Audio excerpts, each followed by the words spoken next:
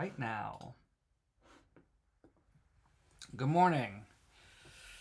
Today's part 2 of looking at the One Big Beautiful Bill. I'm going to be going through pages 11 through 20 today. I'm a little short on time, so if I have to cut it short, then I will do the rest in tomorrow's live stream. Can you do a bit emphasis on the fucking news today? Someone's asking me to put some emphasis on the fucking news. You know, maybe I will, maybe I won't. I don't really take suggestions like that from the audience. Happy Memorial Day to everybody who is celebrating. Let's freaking get right into it. So we're on page 11, starting on page 11 today. If you want to see pages 1 through 10, it's on my YouTube. So go check that out. Happy Memorial Day, Zero. I put the chat up today also so that you can see what people are saying, you know, after the live is over. It'll be right behind me, so you don't have to look at the chat to see the chat. Hopped over just for this. Thanks, Allie. Hi from Flint, Missouri. Hi, Flint, Michigan. I almost said Missouri. But I got it right. Okay, so we're starting on page 11 now. So page 11 starts with section 110016, the extension of savers credit allowed for able contributions. So under the current law, eligibility for the savers credit for designated beneficiaries who make qualified contributions to their Achieving a Better Life Experience or ABLE account. Did I already do this? Didn't I already do this? The provision permanently allows designated beneficiaries who make qualified contributions to their ABLE account to qualify for their savers credit.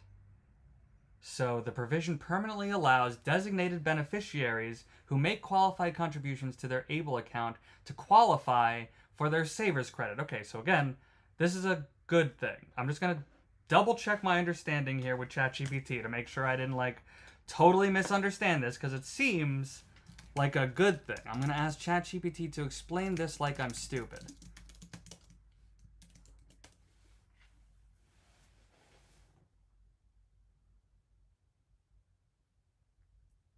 So according to ChatGPT,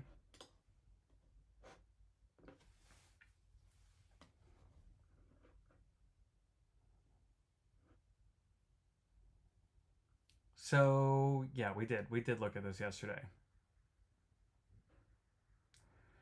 The change makes that tax break permanent, so people with ABLE accounts can keep getting their savers credit every year, not just until 2025. So it's extending this benefit to people who use ABLE accounts. Instead of the tax help going away in 2025, they get to keep it forever. So once again, we're starting today with something that is...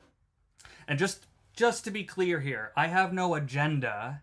I have no interest in making things look good or bad, or, you know, interpreting things any particular type of way. If it's good, it's good. If it's bad, it's bad. And we're going to try to figure out what's what, right? Section 110017, extension of rollovers from qualified tuition programs to ABLE accounts are permitted. Now, under the current law, the ability to make tax-free rollovers of amounts from Section 529 qualified tuition programs to qualified Achieving ABLE account programs is set to expire at the end of amounts in Section 529 qualified tuition programs to qualified ABLE programs. Now, my understanding of what we just read is, again, that this is only beneficial to people who use ABLE accounts, which is not wealthy people, right? So permanently allows tax-free rollovers of amounts. I'm just going to ask ChatGPT to explain it like we're stupid, just to make sure I'm not completely misinterpreting something, right? I'm not a lawyer, and I don't want to fully endorse ChatGPT, right? Because I don't fully trust ChatGPT. However, I think I have an understanding of what this means already, and so we're just using ChatGPT to check and make sure that I understood that correctly. Oh, I didn't even explain the following like I'm stupid. ChatGPT is going real slow today.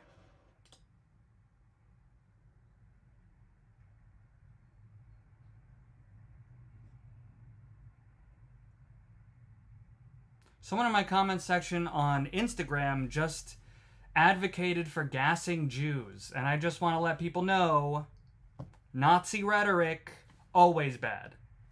Doesn't matter what Jews are doing in the world, doesn't matter anything. If you're talking about gassing any people, you are in the wrong. You should not be wishing harm on anybody. Okay.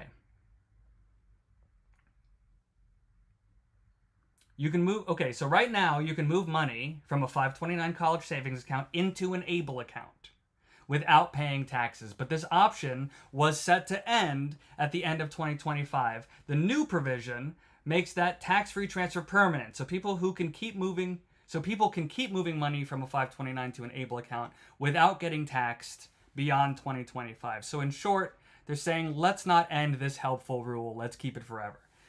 That's ChatGPT's interpretation, and it matches what I had interpreted before we asked it, right? So I'm going to say, God, Haiti, I wish I could do it. Is it possible to kick somebody? This guy has hate in his name and is spewing hate in my comment section. Maybe I can block them. Remove from live video. And that hateful asshole is gone. Okay, moving on. Extension of treatment of certain individuals performing services in the Sinai Peninsula and enhancement to include additional areas. So, under current law, the Sinai Peninsula will no longer be considered a qualified hazardous duty area for tax purposes. The provision permanently lists the Sinai Peninsula, in addition to Kenya, Mali, Burkina Faso, and Chad, as a qualified hazardous duty area for tax purposes. Now, I'm not a tax person, so I don't really know how hazardous duty area affects taxes, right? I'm assuming that this doesn't really have anything to do with any, like, normal people, right? Nobody, unless you own a business in one of those areas, I don't think that this affects you, but let's check my understanding. So, explain like I'm stupid. This provision.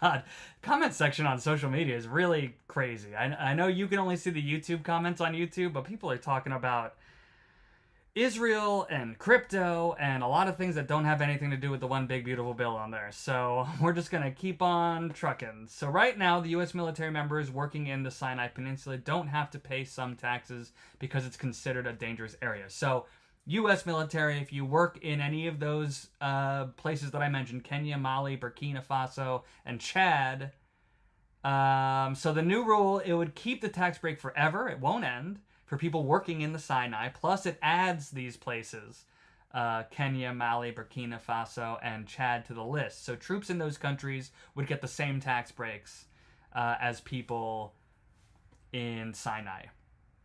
More places equals more troops who don't have to pay some taxes because they're working in dangerous spots. Again, a lot of troops, a lot of military personnel are not super wealthy, right? So this is another provision that helps people not super wealthy. It only helps our veterans and military personnel. The next section is extension of exclusion from gross income of student loans discharged on account of death or disability. So under the current law, any income resulting from the discharge of student debt on account of death or total disability of the student is excluded from taxable income. This treatment of discharge income due to death or disability is set to expire at the end of the year. This provision will permanently extend that exclusion from a taxpayer's income of any income resulting from the discharge of student debt on account of death or total disability of the student. This provision also adds Social Security number requirements for the taxpayer in order to be able to claim such exclusion. So, my understanding of that is that currently any income resulting from the discharge of student debt on account of death or total disability of the student is excluded from taxable income. This is going to extend that, but it is also going to make it so that you have to have a valid Social Security number to claim it, which means that this is another thing that's going to exclude undocumented immigrants, right? If you're documented, then you have a Social Security number. You are given even a temporary Social Security number. So, yeah, this seems, boy, people are really going crazy on the Israel stuff on Instagram. Is Instagram just full of anti-Israel bots today? Can we keep the conversation to the topic at hand, everybody? Is that possible? The comments are wild today. Wow, okay. Moving on. Let's keep things on YouTube here. So, extension of exclusion from do I need to check anything from that? Let's just check it just to make sure. Again, I'm pretty sure that one is pretty self-explanatory, but let's just make sure I'm not a total idiot, which is always possible. But I'm hoping that this just confirms that I understood what I was talking about just a second ago.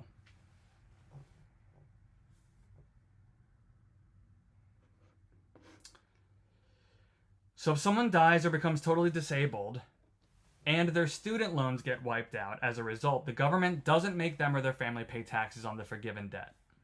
But that nice rule is going to end after 2025. But the new rule, this change would keep the tax-free rule forever. So if you die or can't work anymore and your loans get erased, you still don't owe any taxes on it. But now you have to make sure you've got a valid Social Security number to use the tax break. So my understanding was perfect. If you're dead or badly hurt and can't pay your loans, the government won't kick you while you're down and make you pay taxes on them. And now that is permanent, which it was not before.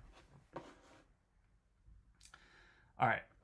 Last thing on page 2 is the beginning of part 2, additional tax relief for American families and workers. This section, obviously very self-explanatory. It is no tax on tips. The current law is not applicable because there is no law that states that there is no tax on tips. This provision creates an above-the-line deduction for qualified tips received by an individual in an occupation which traditionally and customarily receives tips during a given taxable year. In order to be considered, all right, now here are the caveats, right? In order to be considered a qualified tip, the tip amount must be paid voluntarily, is not subject to negotiation, and is determined by the payer. This deduction is allowed for both employees receiving a W-2 and independent contractors receiving a 1099-K, 1099 NEC, or reported by the taxpayer on Form 4317. Qualified tips must be received voluntarily by an individual, an occupation that traditionally and customarily receives tips on or before December 31st, 2024, as provided by the Secretary of Treasury. So, this is, waiters, waitresses, people, delivery drivers. Furthermore, qualified tips do not include any amount received in the course of a specified service, trade, or business as defined in Internal Revenue Code, Section 199 AD. Now, let's just look up this revenue code. Let's just see what it is. Let's just see what it is.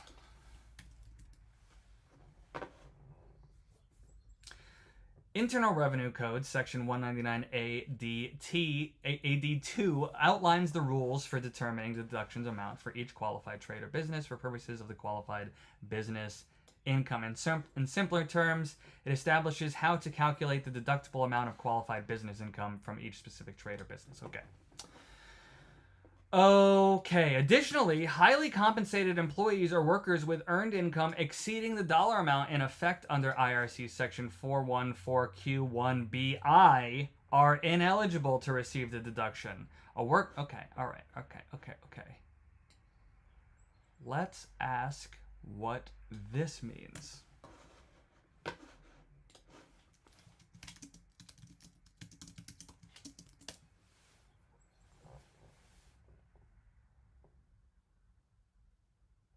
Lots of Israel discussion on Instagram today.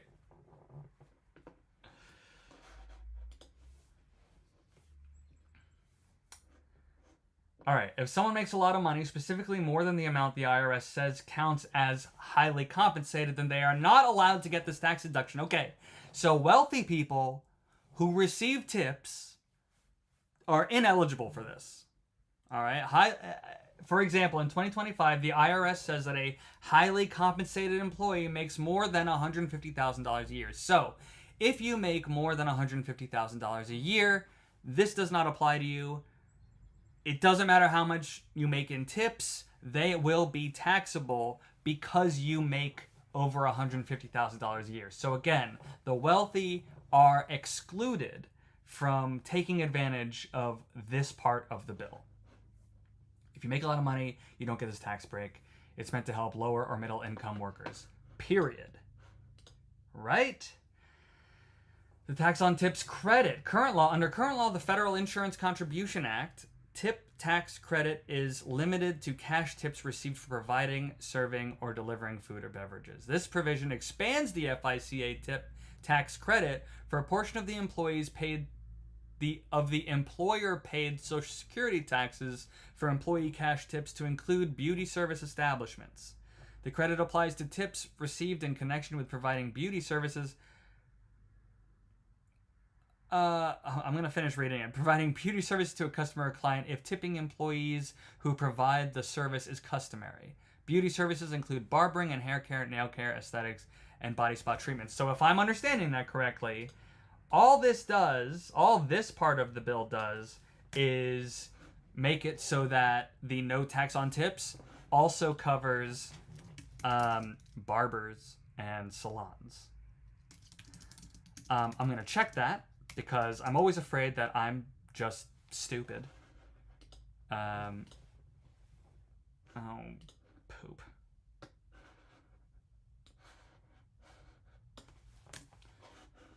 You never want to take your own intelligence for granted. I find a lot of people getting themselves in trouble, especially in my comments section, by thinking they know something. So I try to just approach every situation as if I don't know anything.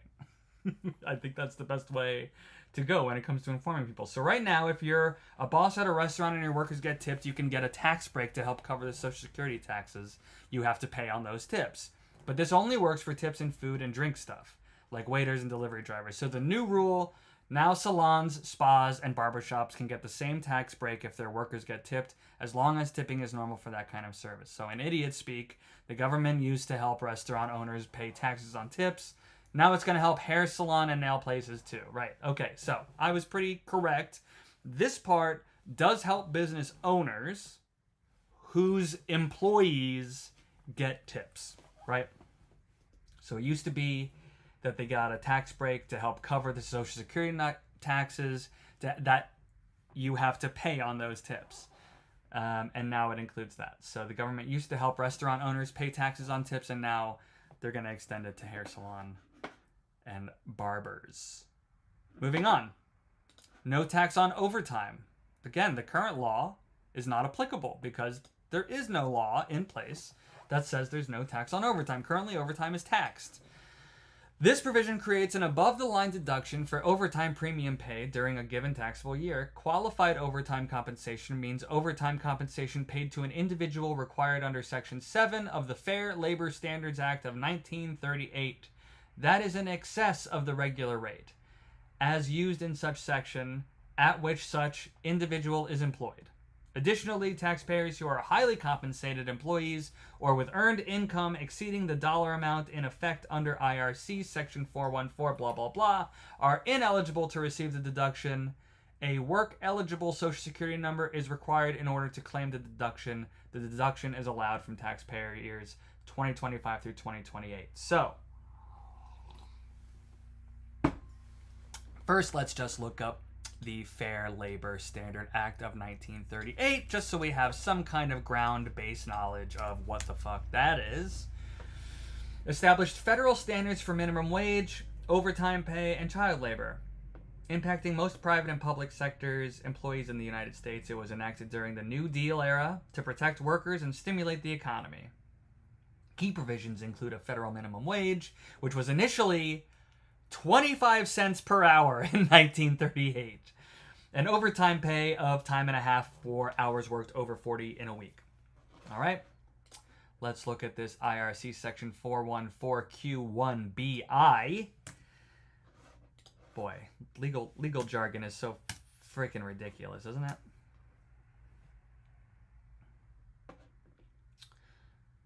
Someone says that my rule is if I order standing up, then I don't tip.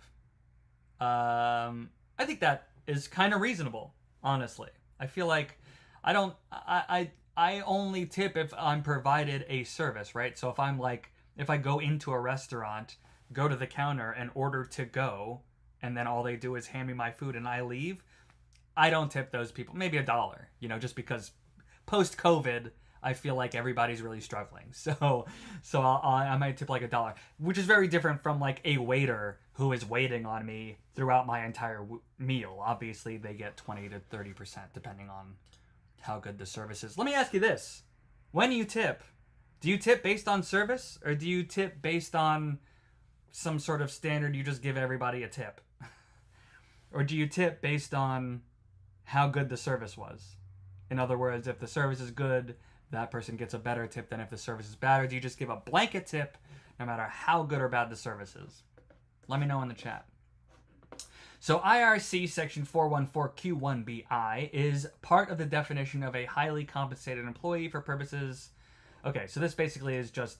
That's the section that says people who make over $150,000 are considered highly paid employees. Great. Let's just check my understanding here to make sure I'm not missing anything. Because we always want to check our understanding. And I feel like that's the part that a lot of people miss. I feel like people feel like they understand, and then they're just like, great, I understand. But do we check our understanding? Do we make sure we understood correctly? If you're a regular worker and get paid extra for working overtime, you can now get a tax break for that extra overtime money, but only from 2025 to 2028. But if you make a lot of money, you don't get the tax break. So again, wealthy people left out of this. You also need to have a valid Social Security number to use it. Okay, so this is something else where undocumented immigrants will not be able to take advantage of this. The overtime has to be the kind that your job is legally required to pay you, not just random bonuses, which means that if you work for a company, every company is going to have their own different overtime standards, mandates, what have you. So it has to be under the purview of where you work. If you're not rich, in dummy speak, if you're not rich and you work extra hours and get paid more for it, the government will give you a tax break on that extra money, but only for a few years. Because it's only through 2028, right? And if you're joining me on Instagram or TikTok, you're going to want to get the full experience on youtube.com/Kellerman Comedy. Just throwing that out there. All right, moving on. Enhanced deduction for seniors. The current law is not applicable because it doesn't exist. This provision provides a deduction for seniors age 65 or older of $4,000 per eligible filer with a modified adjusted gross income that does not exceed $75,000 for single filers or $150,000 for married filing jointly.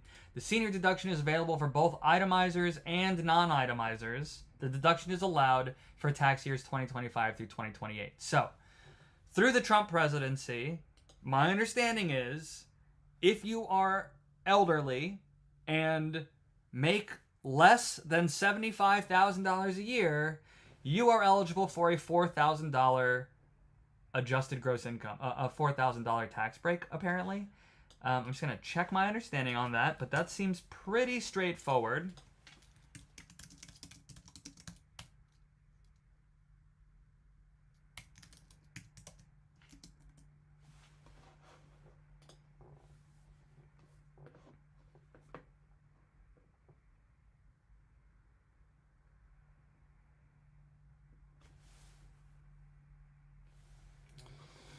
Okay, so if you're 65 or older, the government is giving you a $4,000 tax break, but only if you don't make too much money. If you're single, you must make less than $75,000 a year, and if you're married, you have to make less than $150,000 together. It doesn't matter if you do fancy tax stuff like itemize or just take the easy option, standard deduction. You still get the break. So the super dumbed down version is old people who don't make a ton of money get to pay less in taxes. A $4,000 credit, but only during Trump's presidency.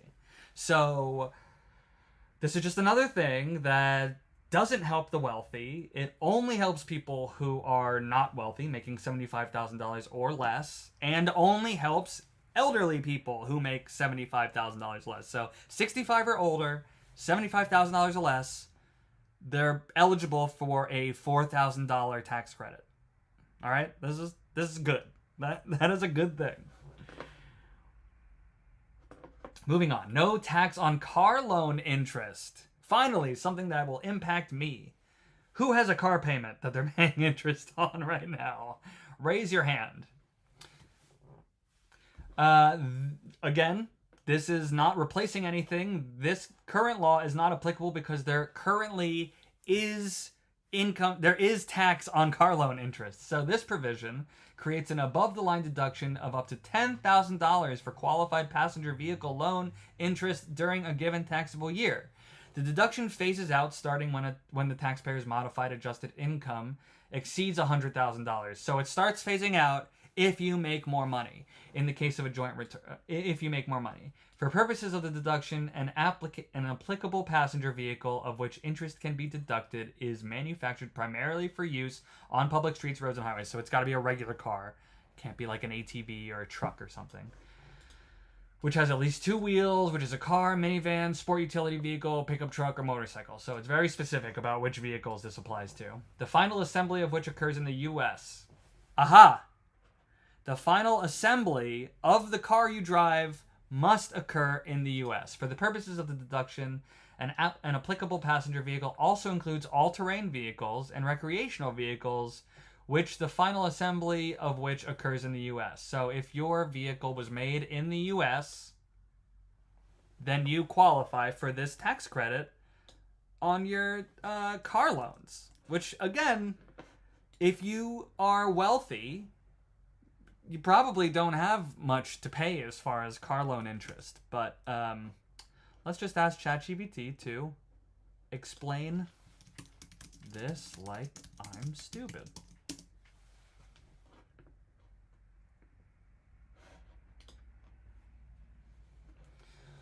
And again, I think I understand already. I just explained my understanding. Let's just see if ChatGPT agrees with me. What it means. If you borrow money or buy a car or motorcycle, you can get a tax break on the interest you pay up to $10,000 a year. But you start losing the tax break if you make more than $100,000. So if you literally start losing your tax break the more you make.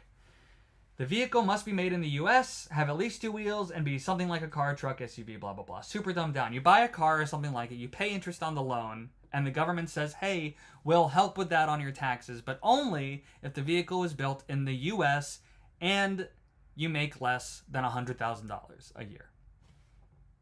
So, once again, great. I love the idea that people are taking shots every time I say ChatGPT.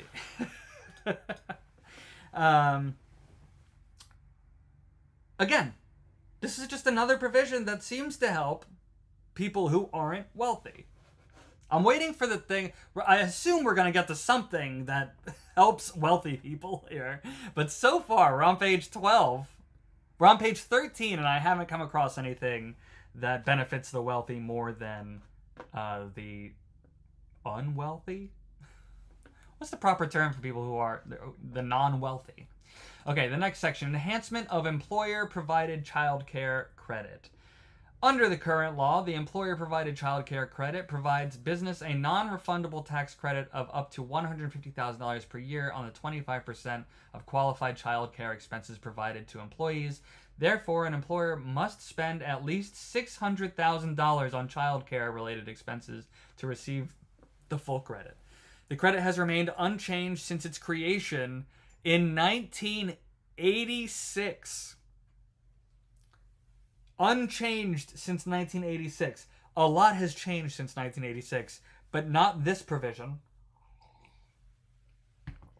The new provision permanently increases the employer-provided child care credit, creates a separate credit amount for qualified small businesses, and indexes the maximum credit amounts for inflation. Okay, so we're separating large businesses from small businesses, maximum credit, amounts for inflation. Specifically, this provision increases the maximum credit from $150,000 to $500,000 and the percentage of qualified child care expenses covered from 25% to 40%. Therefore, a business must spend at least $1.25 million on child care related expenses to receive the full credit. Okay, so we're already saying that if a company does not spend $150,000, at least $150,000 on child care credit for an employee, they're not eligible for this. It's only for companies who spend that much.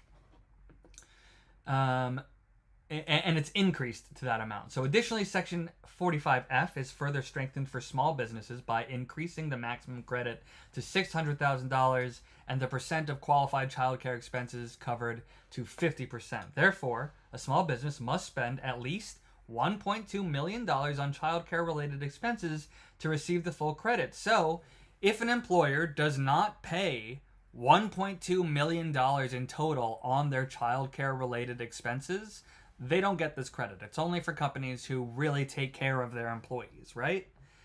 An eligible small business is one that meets the gross receipts test under Internal Revenue Code Section 448C for a 5-year period. Okay, fine. Additionally, this provision allows for small businesses to pool their resources to provide child care to their employees, and for businesses to use a third-party intermediary to facilitate child care services on their behalf. So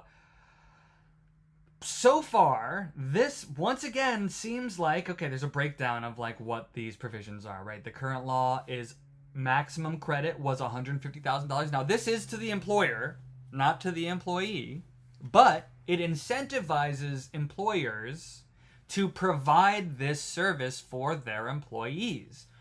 Before, or currently, the maximum credit is $150,000. This will increase that maximum credit to $500,000. It is an incentive for employers to provide maternity and paternity services to their employees, right? Maximum credit, small business owners. Currently, there is no maximum. This provision will set a maximum of $600,000 for small businesses. Percent of expenses covered used to be 25%. This will increase the expenses covered to 40%. Again, helping businesses take care of their employees. Percent of expenses covered currently doesn't exist. Now it's 50%.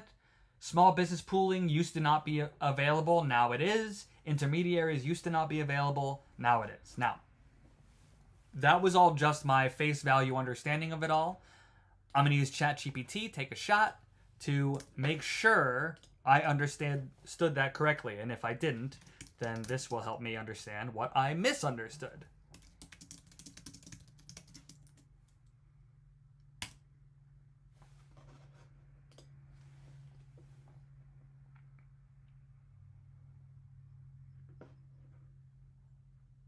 So if a business helps pay for childcare for its employees, the government will now give them a bigger tax break. It's only if businesses help pay for childcare for its employees, right? This is helping businesses take care of their employees who are having children. So for big businesses, the max tax credit goes from $150,000 to $500,000.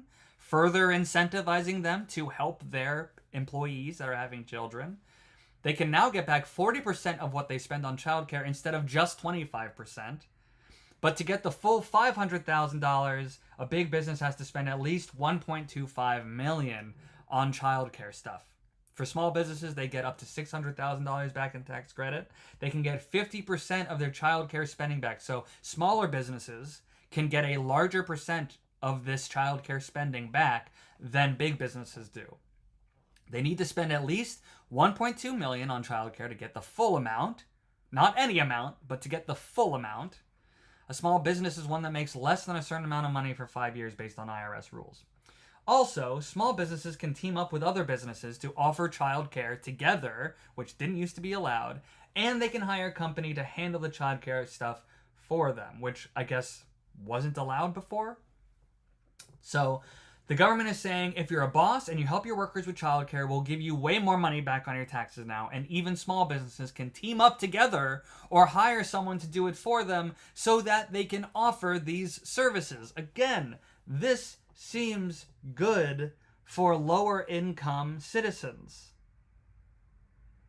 Tell me in the chat if you think that I'm misunderstanding something or that ChatGPT is misrepresenting something. Again, I'm only using ChatGPT here to check my personal understanding. When we read it, we get some kind of understanding. ChatGPT will either say exactly the same thing that I understood, or it will say something different, in which case we can do more investigating, right? Okay. Where are we? Oh man, we only made it to page 14 here. I'm gonna have to cut the stream short. Let's try to get to the end of the page here. Extension and enhancement of paid family leave credits. So under the current law, the paid family and medical leave PFML tax credit created by the Tax Cuts and Jobs Act, which Trump passed in 2017, provides businesses with a non-refundable tax credit ranging from 12.5% to 25% of the wages paid to employees on leave. For an employer to claim the credit, they must provide at least 2 weeks of PFML to all eligible employees annually, have a written policy in effect, and pay at least 50% of the normal wages to employees during their leave. Employers can claim up to 12 weeks of paid leave benefits. An eligible employee is a full-time or part-time employee that has worked for the employer for at least 1 year, earns no more than 60% of the highly compensated employee amount, which is $96,000. The PFML credit is set to expire at the end of the year. Right, okay, so the new provision makes permanent this tax credit and makes 3 modifications. First, it expands the credit, allowing employers to claim the credit for a portion of paid family leave insurance premiums. PFL insurance is a newer offering that is primarily utilized by smaller businesses to offer paid leave benefits to their employees and is available in a growing number of states. Second, it makes the credit available in all states. And third, it lowers the minimum employee work requirement from 1 year to 6 months. So it sounds like it's just making employees eligible. Like, the biggest part of this is that it's making employees eligible for this paid family leave credit. It's lowering that. So you only have to work for someone for 6 months before you're eligible for it now, whereas before, if this bill passes, whereas currently, or before the bill passes, it was you had to work for a year to be eligible for that. I'm just going to ask ChatGPT to make sure I'm understanding, explain this like I'm an idiot.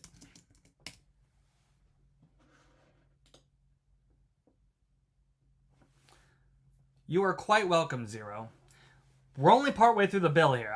We haven't, for all I know, all the bad stuff that liberal or Democratic people are upset about is at the end. You know what I mean? Maybe it's front loaded with things that seem good for lower class citizens, and then all the stuff that helps the wealthy is at the back end. But so far, everything looks good for the non-wealthy.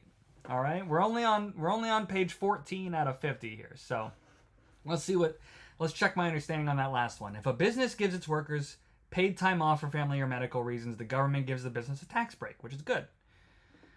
It incentivizes businesses to do that for their employees. The credit is 12.5% to 25% of the wages the business pays while the employee is on leave. But to get the credit, the business has to A, give at least 2 weeks of paid leave every year, have a written policy about it, and pay at least half of the worker's normal paycheck during the leave. So, and only workers who've been at the company at least a year and earn less than $96,000 in 2025 can count the tax breaks. That tax break is supposed to end after 2025. The new rule keeps the tax break forever, so it won't expire at the end of 2025. It lets businesses get the credit even if they use insurance instead of paying directly to give workers paid family leave. This helps small businesses, especially because they don't have the money to just pay out of pocket for their employee leave, right? They use insurance to help them pay that. It makes the credit work in all states, even ones that don't already offer this kind of program. So it used to be offered in some states. This will make it applicable to all states, and it lowers the rule for workers. Now they only have to work there for 6 months instead of a year to count. So my understanding, pretty spot on, I gotta say. I'm not to pat myself on the back here, but I'm pretty good at understanding these things based on what I'm reading here. The government used to give business money back on taxes for giving workers paid family leave, but that deal was going to expire. Now they're saying, never mind, we'll keep it going forever, and even more businesses and workers can use it now. So far, so good. So far, so good, guys. I'm not seeing any negative effects for unwealthy, and I'm not seeing any special... I'm not seeing any special things for the wealthy here.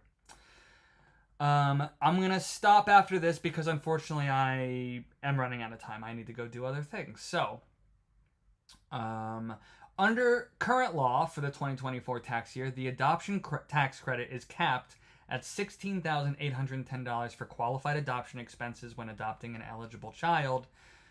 So this is an enhancement of child adoption credit. So the credit begins to phase out for adjusted gross income over $252,150 and completely phases out at AGIs over $292,150,000. Both the credit and AGI limits are indexed for inflation. The credit is non-refundable. However, any unused credit can be carried forward for up to 5 years. The new provision makes the adoption tax credit partially refundable up to $5,000 beginning in tax years starting. So this will go into effect starting at the beginning of this year. The refundable portion of the credit cannot be carried forward. Okay, so they're changing this so that unused credit will not carry forward. So we're taking a little bit away, right? However, it is partially refundable now, which it wasn't before. And I'm just gonna let's just double check our understanding, right?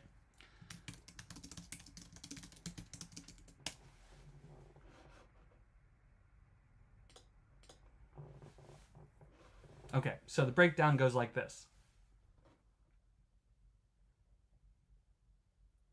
Currently, if you adopt a kid, you get a tax credit to help with the adoption costs, up to $16,810. But if you make too much money, you don't get it at all, right? So this is the current way things are. This credit is non-refundable, which means it only helps if you owe taxes. If you don't owe any taxes, you get nothing. But you can use it later for up to 5 years. So if you make money, if you make $300,000 this year and you adopted a kid and you don't owe any money, you get no tax deduction for it. If you make under $300,000, you get money, but only if you owe taxes. If you don't owe taxes this year, but you do owe taxes next year, currently you would be able to roll that savings over, but that's about to change. So the new rule lets you get up to $5,000 of the credit back as cash, even if you don't owe any taxes. This is called being partially refundable. That $5,000 limit can go up a little each year because it's adjusted for inflation, and it starts with tax years after 2024. So it starts this year.